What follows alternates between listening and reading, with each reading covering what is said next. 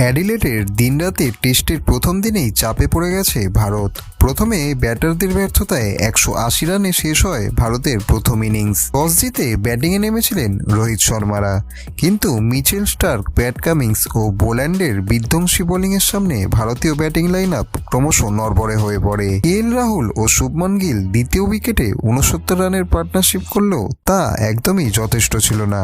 নীতিশ রেড্ডি সর্বোচ্চ 42 রান করেন। স্টার্ক নেন 6 উইকেট।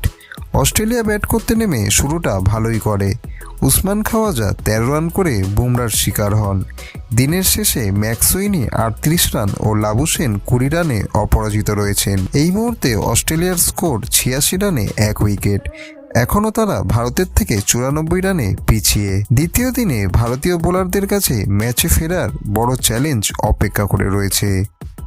আর এরকমই ক্রিকেটের লেটেস্ট ভিডিও দেখার জন্য চ্যানেলটিকে অতি অবশ্যই সাবস্ক্রাইব করে রাখুন।